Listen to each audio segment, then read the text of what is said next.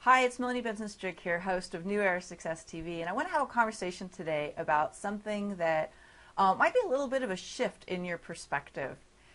I have heard a lot of talk about what's shifting in the new millennium, what's happening in this new era of success, what's our new paradigm, the new economy.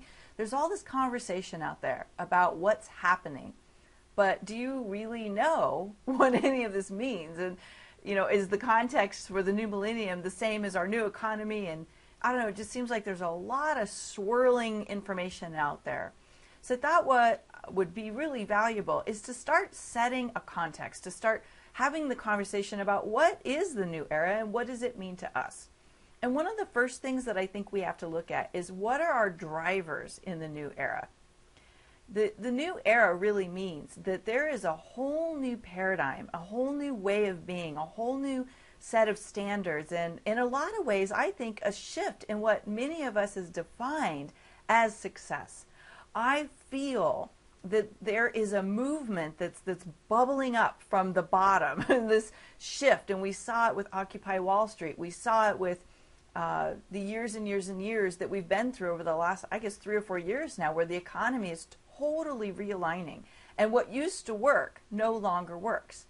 And my take on this, and the reason why I created the New Era Success TV, and why I'm creating a lot of new programs like the New Era Entrepreneur and the New Era Leaders Collective, is because I see that there's a lot of people who are searching for something new, searching for something better, searching for answers to how do we thrive in this new economy, in the new era, this new millennium. But there aren't a lot of answers that people have yet, and here's why. I don't really think that any of us know all the answers, but what we do know is the old way isn't working. I don't think that any of us have fully figured out what it's going to be like, what all the new rules are, but what we do know is the rules that we created our first level of success, and the way in which life has been going for us doesn't serve us going forward. Maybe you've kept yourself really busy and exhausted and overwhelmed, and you're realizing, no more, I'm not going to do that. Maybe you've surrounded yourself with people who didn't believe in you, or you didn't even believe in yourself, and you gave up on yourself over and over and over again, and you're saying no more. Maybe you, like many of us, realize that you can have a business, you can thrive, you can have success, but you need to drastically redefine how you're determining what success is and what success isn't. So I'm going to tell you straight out, I don't know what all the answers are either. But what I do know is that it's a really powerful conversation to get into. When you realize you want something new, you want something different, that the old way isn't working, that a lot of the people you've been following aren't necessarily leading you where you want to get, you might start to recognize that you're not looking for a guru, you're looking for a new community. You're looking for a place where there can be lots of light bulbs, lots of ideas, lots of opportunities, and the collective energy of all of this shifting and growing starts to create new possibilities, new inspiration, new ideas, new strategies, new rules, where before there was only things that felt stuck or overwhelming to do them that way.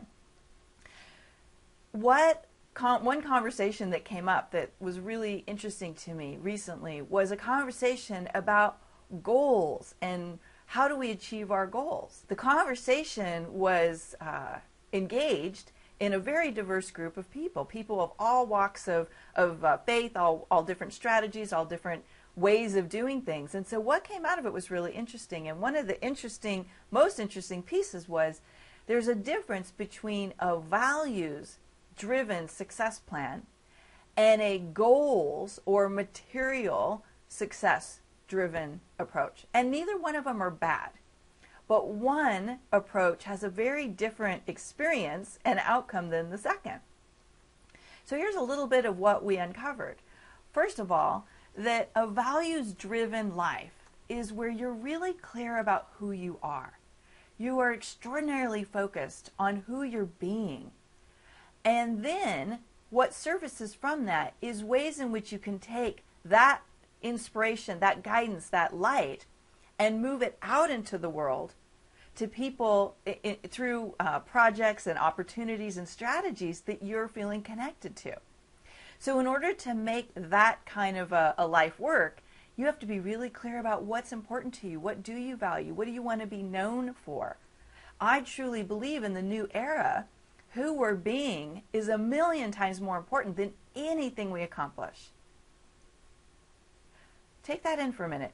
Who we're being is 1,000,000 times more important than what we're accomplishing. What we accomplish has absolutely no bearing on our value, our worth. And I got to tell you, I got really caught up in that a while back. Like, my worth to me was being highly influenced by my ability to achieve certain standards. And yeah, they were standards I set for myself, but they were inspired and influenced by people around me. So a values-driven success plan is, what do you value? What do you want to be valued for? And what are the things you will say yes to that will allow you to be more of that, to stretch into it, to leap into that? Because in a lot of ways, leaping is basically defined by who you're being, and who you're being dictates what you will focus on and what you will accomplish. Now let's take the other side of it, a goals-driven approach. Now, goal-driven approach is basically you say, I want this, I want to have this, I want to experience this, I want to create this, and it needs to be done by this date. And so that becomes very linear. It becomes a measure of, did I accomplish that goal? And so in a lot of ways, in a traditional goal-driven model, we achieve and measure our value and our worth by whether or not we achieve that goal. Now, this is what I would call an old paradigm approach. And it's going to sound really strange coming from me, because I've always been very goals-driven. I've always been very driven by achieving things. I mean, I can get more done in a week than most people can get done in a year. So is that real? Like, Melanie, how do you do that? How do you make that shift? Is that real? Can I really accomplish anything? It might actually stir up all kinds of confrontation for you to think like that, and to really ask yourself, do I really want that? Do I want to give up my goals? I'm not asking you to give up your goals. I'm inviting you to consider, to get into the conversation with me and ask yourself, what would shift for me if I started to be more aligned with my values and what I want to be known for and how I want to be experienced in the world? Then specific goals that drive all of my choices, whether or not you're still the same person and you're still interested in that goal. What could happen? So this is the conversation I want to stir up with you. What do you think? Are you goals-driven, or are you values-driven? Or are you somewhere in the middle, like me? I don't know that I've fully actualized myself into a values-driven person, but I do believe that my values, especially over the last 3 years since I've hit this new understanding and I've kind of shed my attachment to a lot of things in life, I've actually realized that the values I hold near and dear dictate about 90% of my decisions. And once in a while I fall back into getting caught up in a goal. But what if our values could drive the goals and the projects and the opportunities that we say yes to, and then we could define ways in which we would achieve that? Just kind of curious what you think about that. I'd love to hear your comments in the post below and what you think about being goals-driven versus values-driven. I'm Melanie Benson, host of New Era Success TV, and I can't wait to hear what you think about a values-driven life. Bye for now.